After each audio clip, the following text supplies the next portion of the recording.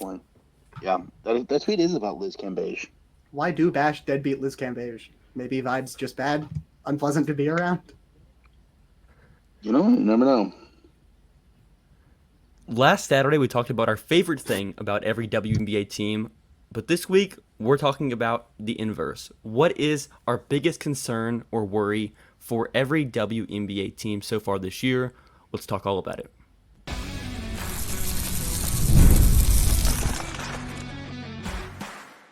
You are Locked On Women's Basketball, your daily podcast on women's basketball. Part of the Locked On Podcast Network, your team every day. Welcome. You are Locked On to Women's Basketball. Thanks for making us your first listen every day. We are free and available wherever you get your podcast and on YouTube. This episode is brought to you by Prize Picks. The easiest and the most exciting way to play daily fantasy sports. Go to prizepicks.com/LockedOnNBA and use code all lowercase LockedOnNBA for a first deposit match up to $100. My name is Hunter Cruse. I'm your Saturday host, covering the WNBA draft and prospect scouting. I'm joined by my co-host, M. Adler, and my favorite co-host, Lincoln Shafer. M covers the WNBA with a focus on player development in the game within the game. Hey! Lincoln also contributes to our draft coverage here at the Next and Locked On Women's Basketball. What did I do? My favorite co-host changed this week.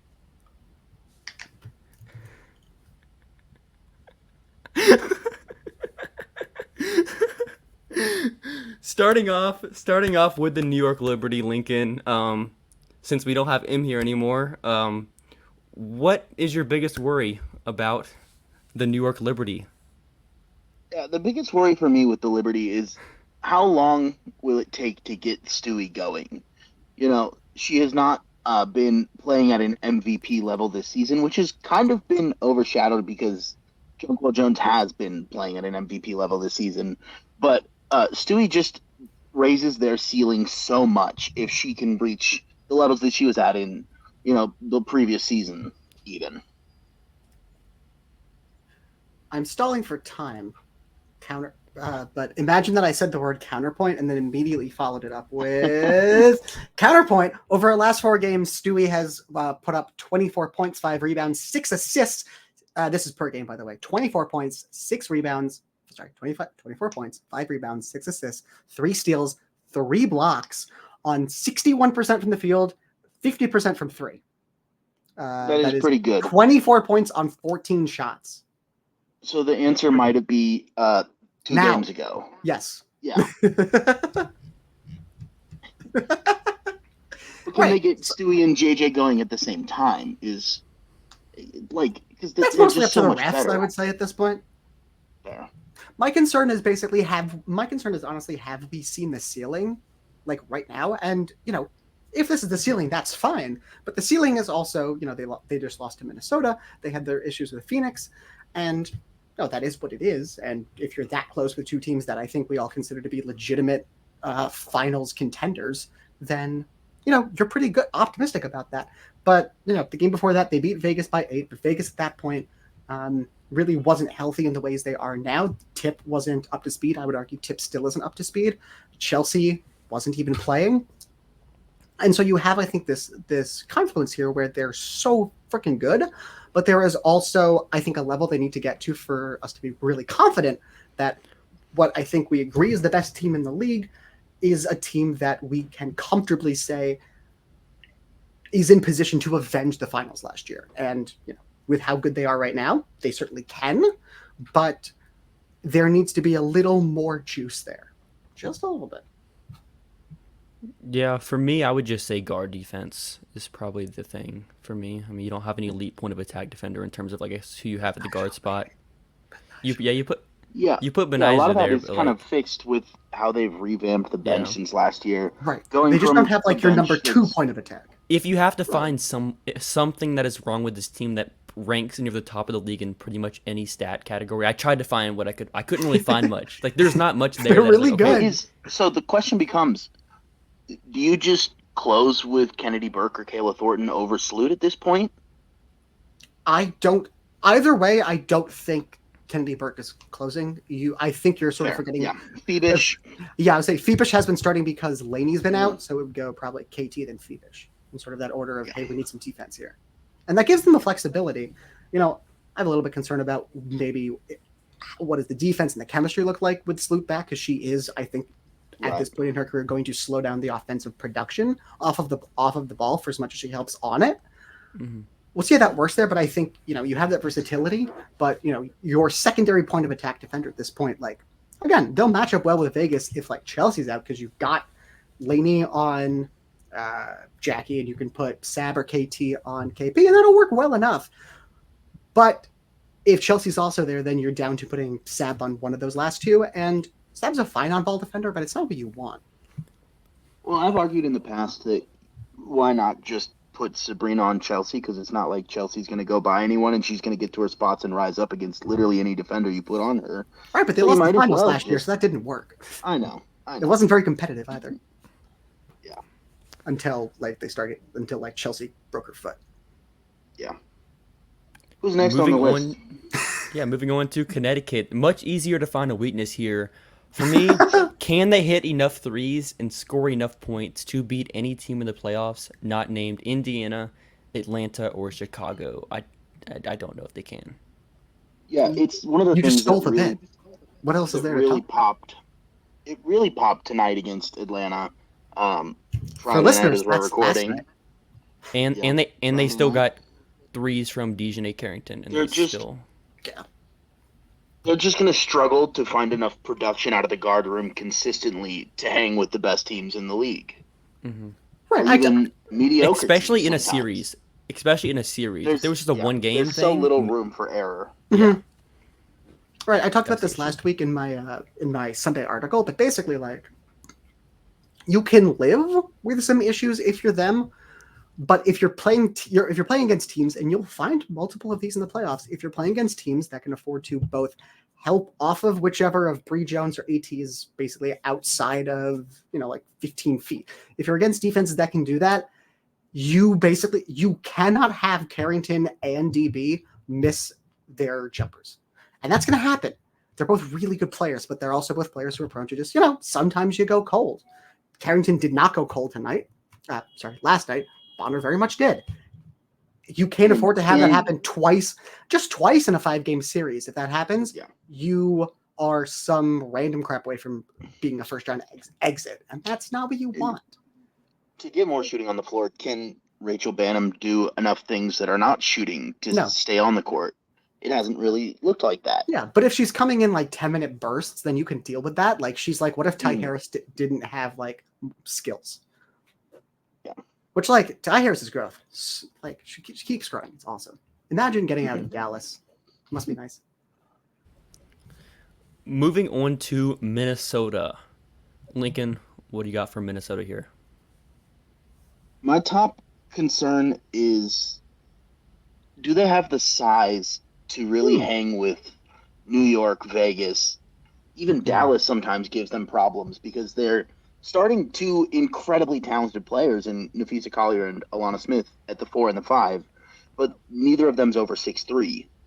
Is Dorka ready to step up and defend the best bigs in the world? Are they able to find ways to slow down the Asia Wilsons, the Jonquel Jones, the Tierra McCallans, who have given them problems all season? And also, secondarily, shooting regression is coming. Stop stealing my stuff. Like, to be honest, I'm not as concerned about the size thing, but we're already over on time through the first couple teams, so I'm not going to get into that. But like, the regression is the thing for me, is can they survive shooting regression? K-Mac is going to come down a little bit. Carlton probably not, because her threes are mostly coming open anyway, and we know she's an excellent just open gym shooter. But can they survive when her threes stop falling and Courtney Williams goes through some mid-range dips, because that's just how it works. And Atlanta is probably going to stop hitting quite this, efficiency of threes. When that happens and the offensive efficiency lowers a bit, can they survive that? Because they've been really good offensively and defensively, but there's a lot of games lately against top teams where they're going out there and they're winning games, 95 to 88. And if that falls down to, you're scoring 85 points instead of 95 points, still great, but you're in trouble. Yeah, for me, I would just say it's a similar concern we mentioned with Connecticut, is how do they hold up in an entire series? Seeing a different team, that being able to, make adjustments to this team. the shooting regression, like you guys have mentioned, it's gonna go down a little bit. Still a very good team, but like I mentioned, I think what we mentioned last week was I believe this is just a good regular season team. If they go on a deep playoff run, you basically need this, what they're doing right now, for an entire playoff run, which we'll see if it happens. It'd be fun if it did. Right, yeah. You need Fee to look like a top 2 MVP candidate. And you need K-Mac to continue shooting like near 50% from 3 and making like 60% of her open threes as well, which is, yeah. But after the break, we'll talk about some of the teams in the middle, and we'll also, in segment 3, talk about teams towards the bottom of the standings. With Prize Picks, you could turn $10 into $1,000 in a single game watching your favorite sports this summer. If you're looking for promotions, Prize Picks has you covered every week, from lowering your select player stat projections on Tuesdays, which increases your chances of winning, to getting your entry fees back if you have a losing lineup on Fridays. The finals has passed, but there's still basketball and plenty of other sports on Prize Picks, so you get boosted payouts on select basketball stars that you won't find anywhere else.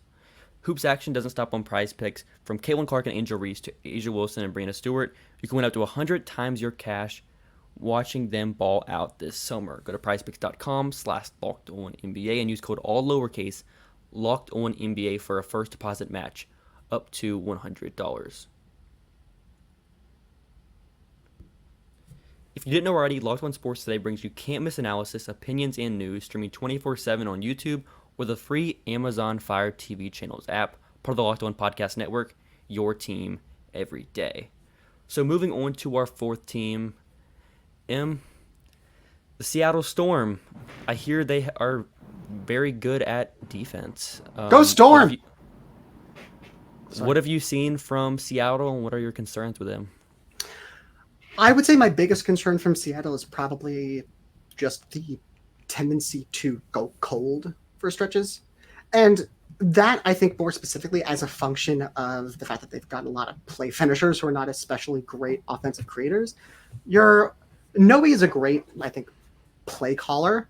I don't know if I would necessarily call her, one of the best offensive system coaches, but certainly a very good play caller, and that puts them in a lot of advantageous positions. You also get in a lot of advantageous positions because they have a lot of great cutters and screeners, but mostly you're asking the players to do a bunch of stuff off the ball while Skylar Diggins-Smith has the ball to create advantages, and outside of that, NECA at this point, Ezzy at this point, they're both great play finishers, but do you want them creating their own shot? Usually not. Jewel is what she is, which sometimes, like last night, she'll score 22 points on 7 shots and a half, and sometimes she'll score 6 points the whole game on 18 shots.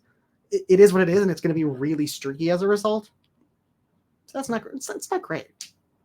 Yeah, it's less of a concern and more of a question. It's just, who's their fifth? Who do you close with? It kind of depends on the day and who has it going. But, they have their main 4 players who are going to be on the court whenever they're closing close games. But who do you go with as your fifth? Is it Sammy Whitcomb when she's hitting shots? Is it Jordan Horston for defense and vibes?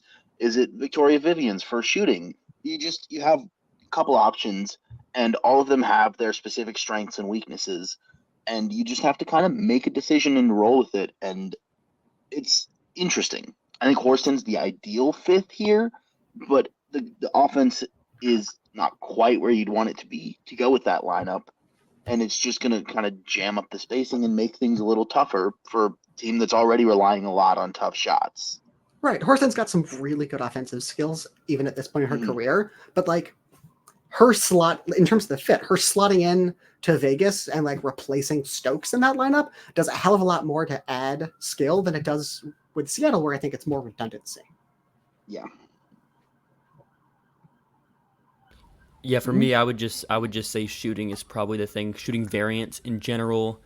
All 3 of their players that are taking more than 2 3-point attempts per game are at Jules at 27%, Sammy Whitcomb's at 30%, and same with Skylar as well. So it's not really been there. But then you have your other higher volume shooters, Victoria Vivians, NECA, even Ezzy's around 30% as well, who are on 40% shooting. But it's who's going this night? You don't really know. But moving on to our next team, the Las Vegas Aces.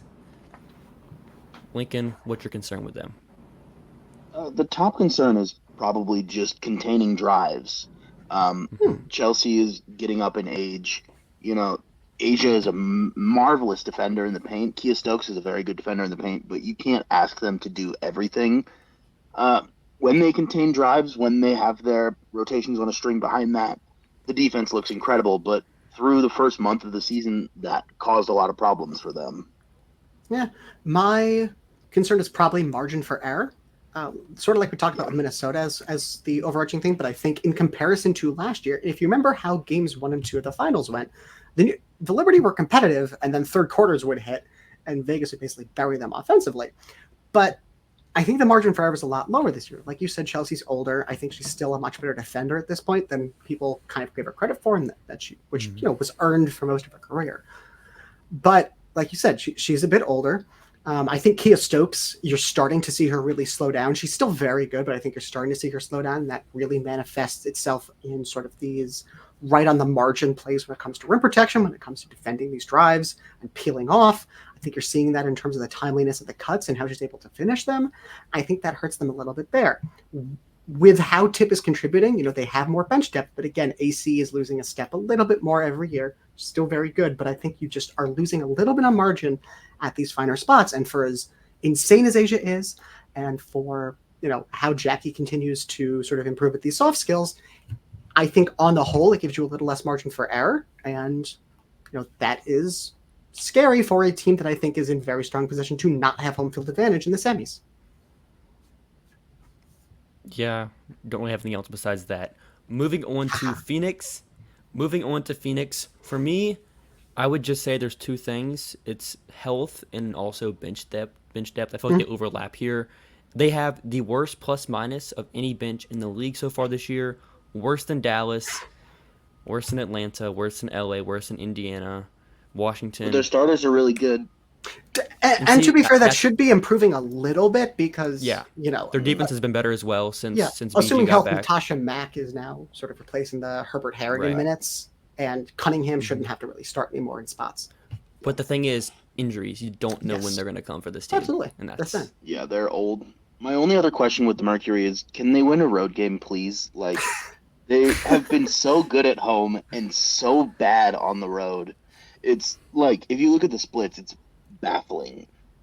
Maybe it's just that Diana is old and hotels are bad for her bones or whatever. I mean, Sam. Yeah, but they've really, really struggled on the road. Yeah, my thing is probably just. Oh, sorry, Link or Hunter. I was gonna say they're 2-6 on the road. That is the same amount of wins as Dallas on the road. Yeah, it's bad. It's not great. Yeah, my thing with Phoenix is probably just the chemistry with everyone playing around BG, especially Sophie and Beck. Can that come along quickly enough for them to, get a more comfortable playoff seed and really get themselves away from the worst matchups? Sort of, they are in a tough spot 5, where 6, 7, yeah. They're in a very tough spot where you could end up in the 5 slot. Is that the word I'm looking for? You could end up in the 5 slot and go away to Vegas, and then if you wouldn't go, away to New York. It's not what you want. Mm-mm. Before we get to our final break, the Atlanta Dream. What do we not like here? I was thinking of just letting you riff for like 20 minutes. Yeah, go for it. You got it. Yeah, All you. Yeah, we're muting. You're letting me go here? Yes. Speak, King. The Atlanta Dream. They're a basketball. See, the problem is like my notes is all of it. I think it's all a concern. Hey, Leisha's been great. Haley's been pretty good, all things considered. Haley's been good. I would say Tina's been cooked by she's DB been making buckets. Everyone gets cooked by DB. That's fair. Except The issues with it. Go Storm. The issues with Atlanta is just, I mentioned it last week. The offense is way outdated. The defense is actually like pretty decent, like surprisingly. Except for transition. There's so many lineups where they have 4 non-shooters on the court, and it's just Leash with like Tina or Cheyenne, and then you have Nas at the 4 or someone else at the 4 that can't shoot. You got Aerial Powers in the wing, who's only going to take pull-up twos. You got Haley and Jordan in the backcourt, who can only score at the rim or take shots at the rim. It's a very flawed roster. They don't have many options and many counters. And when you're in a 12-team league, it's tough to not have counters and not have ways that you can score. And they're not even good at the rim either. It's not even like they're like one of the best finishing teams either. They're like only team that's worse at the rim is Chicago. And they're not good in the mid range either, but they take a lot in the mid range, so it's like it's all right. I guess it's okay there. But Tina got all those double doubles. The only thing I think I have to add to that is it's probably a pretty decent red flag that they have a bunch of players. Maybe not a bunch, but they have a lot more players than you'd want. Certainly, they lead the league in players who are like, like motor, stamina, effort concerns, like being locked in and focusing on a play-to-play basis. And they knew that coming into the season, at least they should have. And there has been certainly no improvement in that aspect. And I have questions about why. They're pretty much might make the playoffs just because the bottom of the league is just not trying to win, or they're very injured, and they might just make the playoffs because of that. We really are in the early to mid 2010s NBA. Man. But moving on to our segment 3, but first, here's a word from our sponsor. Smooth.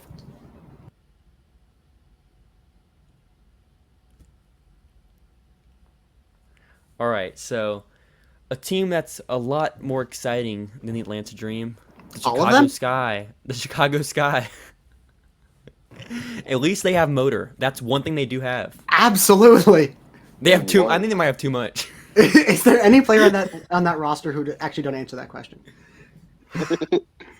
My question for the Sky is, can they make a 3-pointer? Can someone that's not Dana Evans or Marina Mabrey make a 3-pointer? Is that a thing that they are capable of doing? It's really funny that Dana Evans now is a player who just is making all the 3-pointers for like the first 3 of her career. It was she could definitely shoot off the ball, but she was too short to shoot on the ball. They have 2 players that have made more than 5 threes this year, and we are almost at July. That's not 5 threes a game, by the way. That's just five total threes. 5 total. In like 20 games. But my question is more long-term. How do you build a team whenever your 3 main young pieces are all non-shooters and like actually like non-shooters? Like, how do you build a team from there? That's hater talk. I'm a believer. You're just a hater. You want to tear down what they built up brick by brick. And yeah, I meant that as a pun. I like all 3 players individually, but I don't know how they all function together long term. I think. I'm just taking the piss. Yeah. Yeah, my concern. It's a fair question. Yeah, my concern right now, I would say, is the inconsistency in terms of execution, which is what you're going to get from a team like this. But I think they're one of those teams where we sort of know who they are, other than like the very young players, and we're just seeing who they are on a game-by-game basis and watching them improve and adjust. And so there's not really any concerns there. This is a team that I think is, at least the way we see it, playing with house money. I think the way that a lot of Navy fans see it is higher expectations than that. That might be a concern. So I think how you can handle those probably out of line expectations by some members of your fan base is, I think, a fair question and something that's difficult to navigate. They play close games, and it's not bad. They're competitive. Close games. That's pretty good. Yeah. All right, so moving on to the Indiana Fever. Woo. What are we concerned about with Indiana? Moving from who makes a 3 to who plays the 3. You've kind of got this rotating door of Katie Lou Samuelson, who can't defend threes, Lexi Hull and Christy Wallace, neither of whom has made very many shots this year. And you just kind of run into these spots where they just stall out. You get these catch and holds, this awkward moments in possessions where they just don't have anything going. And it just, they signed Katie Lou to try to play the 3, and she has proven mostly incapable of defending at that spot, Which is we a problem already for their team building. Yeah, to be clear, we already knew this. This is how most of her career has gone. The only time Yeah. she's looked really good defensively was as the 5th best defensive player in Seattle. Yeah. Which isn't And a so you bad have thing, but this roster with 5 players who are best at the center, and are you saying Katie Lou Samuelson is best at the 5? No. She's one of the 3-4s alongside Nalissa and whichever of Damiris Dantas and Tammy Fagbenle you think is better at the 4. They have Victoria Saxton too. Yeah, Victoria Saxton is there. She's a basketball player. It's just to the best of our knowledge, weird mix of interesting guards and a lot of bigs, and there's just no wings. What do you do? Where are we going with this? I don't know. My main concern, apart from all the other concerns, is just where's your weak side defense coming from at any given point in time? They have decent defenders on the roster. They have a lot of surprisingly decent defenders. I think Kelsey Mitchell is fighting for her life in a good way, not in a bad way. She's fighting for her life in a good way. With the lesser offensive load this season, and the lesser offensive load also is allowing her to do things off the ball that are super fun. That's not the point right now. Caitlin Clark is, I think, surprisingly good for a rookie on that end. Christy Wallace, we know she's good. Lexi Hull is still capable, yada, yada, yada. But as far as your 3 and your 4, who is actually able to provide help defense? I think, we saw Liz was getting benched for Temi before Temi got hurt. How long until Temi, takes that spot back / Liz gives that spot back to Temi? But even when Temi goes there, is she going to be much of a help defender? Dantas never was even in her sort of prime. This is going to be rough, I think, both now and long term, if they can't really swing a trade. Speaking of long-term concerns, my question is an Enrique-led team or an Enrique-led top 2 usage team able to get past a 5 seed, or is that the ceiling for this? So we're talking about Dallas now, to be clear. Yeah, Dallas Wings. Okay. No? Well, that depends. Last year, would you define that as an Enrique-led team? I said Enrique-led shot attempt team, top 2 in usage type team. It just has to be a very specific team built around her, I think. Right. My question is mostly, can they escape the season from nightmare hellscape death zone? Because everyone's hurt. It's been bad. It's no fun. They're not having fun. Shout out JC Shelby. Hard. The one player who is having some modicum of fun. Check out the fun article on Mavs Moneyball for more on that. But just, can they ever be healthy? I want them to be healthy. Shout out Mo Billings.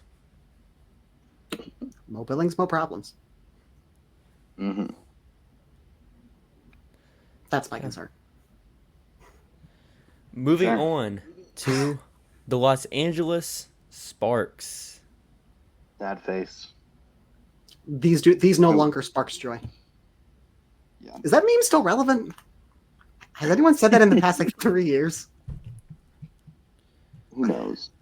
Sparks. Yeah, my main concern is what the hell is going on at that guard spot with Lexi Brown out. I mean, I mean this unironically. Prayers up. Hope she is able to deal with that effectively. I know nothing about Crohn's disease other than the fact that it's serious. And occasionally, I see some medications in between nightly news segments. Talk to your doctor about whatever medication is coming up in this little ad that should be illegal for companies to do. But with her out, they have to play Kia Nurse, who is a fine backup 3 at the starting 2. They moved Lay out of the starting lineup for Aerie, understandably, but at this point, you probably want to start Aerie and Lay, but then what does that do to your shooting? Yada, yada, yada. I think at the end of the day, this combines with the injury to Cam to really screw up the chemistry to that starting lineup. You've gone from a small ball 5 at Hamby and then just surrounding that with some fun movement and sort of enough shooting to now, hey, are we putting Rakia sort of out of position and Hamby back to a lesser position, and we have our 2 guards out of position? You get the point. Yeah. Anyway, you should stop starting Lee Aru and just start Lay instead. they're gonna lose a lot of games. But my question is mostly just, can they put Rikia and De'Erica, their two core pieces of this starting five, in positions to be successful and to grow as players for the rest of this season? Because they're not going to be trying to win a lot of games, but that's kind of, you're looking for the little things in the growth of especially those two players right now.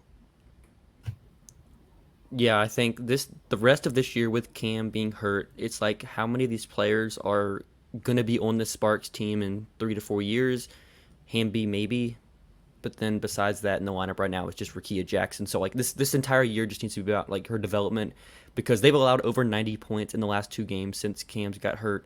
It's going to be a bad defense without her. So we'll see. They're going to have a lottery pick though, which that isn't a bad thing. Gonna be a damn good lottery pick too. Top 2 odds.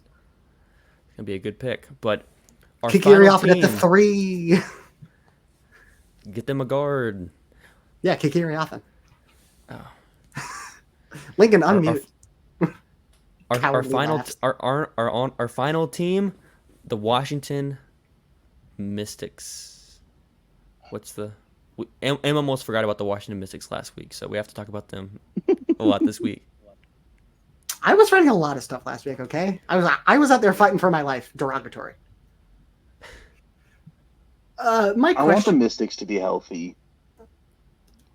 Yeah, my question is, can you strike the balance between being healthy enough to, like, keep doing player development and being not healthy enough to, like, not win these games? They almost beat the Sun yesterday, which, like, given how horrible Dallas's injury situation is lately, like, the Mystics cannot afford to keep winning games. Which is a crazy thing to say about a team that started the season 0-11, but like I think it was 12. I think it does depend if Satu gets back though, because they're going to win some games late. And like, there's no reason at this point to expect Satu to not get back, but like Dallas is still going to dig itself in a hell of a hole. Like, and you really cannot get passed by Dallas in those lottery odds, or you've gone from basically, hey, we either get Paige Beckers or Kiki Riafen to like, hey, we got Olivia Miles, which like Olivia Miles is fun. But that's a difference. Olivia Miles just Julie Van Loo plus. That's just what I was gonna say. Julie Van Loo can hit threes. That's a fair point. And also can't defend. Yeah, this is a little different, but they're throwing the ball around. My question for Washington is just how can they figure out their defense? Like, they have an incredibly high defensive ceiling when they're healthy. They can be very good defensively. 2 best defenders are and what's their best front court pairings? Like, we're probably not going to see much Aaliyah Shakira because of injuries. Yeah, which sucks, and I hate it. But like, how do they make that work? Can Emily Angsler provide more value than she has in the past? This is just kind of a runway to kind of mess around and see what you got. Yeah, my concern is just, can Shakira Austin have a healthy season? Because healthy career at this point. Year 3, haven't seen a really long, healthy run. Okay, so Kira's winning MVP in 4 years. Yeah, I've been saying this for 2 years. Yeah, it's not out of the question. Absolutely possible. The Sparks are winning? Good God, Hamby. All right, so thanks for making Locked On Basketball your first listen every day. Join them at the next week for continued coverage of the WNBA. Make your second listen Locked On Sports Today, the first ever national sports 24/7 streaming channel on YouTube. Have a great rest of your weekend, everyone.